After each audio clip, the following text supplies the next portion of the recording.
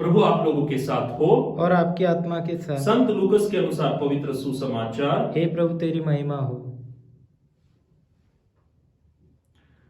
उन दिनों कैसर अगस्तस ने समस्त जगत की जनगणना की राजाज्ञा निकाली। यह पहली जनगणना थी और उस समय क्विरिनियस सीरिया के राज्यपाल था। सब लोग नाम लिखाने के लिए अपने अपने नगर जाते थे।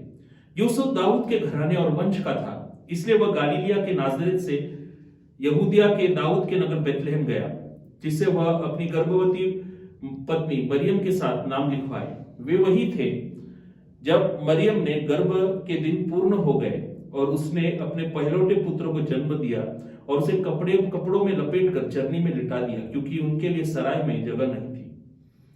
उस प्रांत में चरवाहे खेतों में रहा करते थे, रात को अपने झुंड पर पहरा देते थे। प्रभु का दूत उनके पास आकर खड़ा हो गया। ईश्वर की महिमा उनके चारों ओर चमक उठी और वे बहुत अधिक डर गए।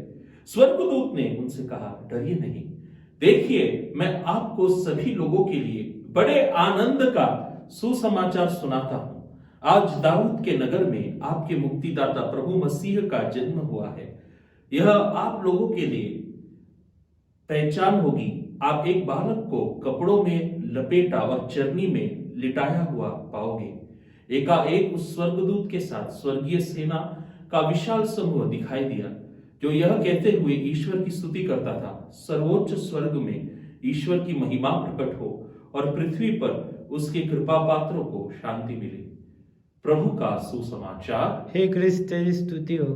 क्रिस्त में मेरे प्रिय भाइयों और बहनों, आज हम क्रिस्त जयंती का महापर्व मना रहे हैं। यह पर्व वास्तव में प्रकाश का पर्व है और इस तथ्य को आज के सुसमाचार में हम देख सकते हैं। प्रभु यीशु क्रिस्त की सुवार्ता, उनके जन्म की सुवार्ता, सुसमाचार सर्वप्रथम किसको मिला? कोई राजा को मिला? नहीं।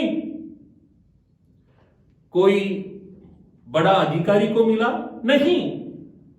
सबसे पहले उनके जन्म का सुसमाचार जो गडरिया थे, चरवाहे थे, उनको मिला। और क्या ये लोग पवित्र थे? क्या ये लोग महान थे?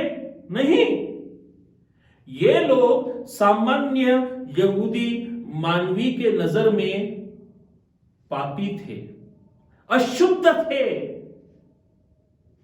इसका कारण यह था कि वे मूल रूप से उत्तर इज़राइल के थे और चारा के लिए वे दक्षिण इज़राइल तक आते थे अपने भेड़ों के साथ। उनका जीवन पूर्ण रूप से ये इधर उधर जाने का जीवन था। वे इधर उधर सफर करते थे, हमेशा निरंतर सफर में रहते थे, प्रवास करते थे, जिसके वजह से यहूदी धार्मिक विधि का पालन करने में वे चूक गए। यहूदी धार्मिक नियमों को वे पालन नहीं करते थे और इसीलिए यहूदी धार्मिक अधिकारियों के नजर में ये लोग अपवित्र थे, अशुद्ध थे और इनकी साक्ष्य का भी कोई मान्यता नहीं था। यदि वे न्याय मंदिर में अथवा यहूदियों के न्याय मंदिर में यदि वे साक्ष्य देने जाते थे तो उनको बाहर निकाला जाता था। उनका साक्ष्य सरकारी न्याय मंदिर में और साथ ही साथ धार्मिक न्याय मंदिर में किसी महत्व का नहीं था, उसको मूल्य नहीं थी।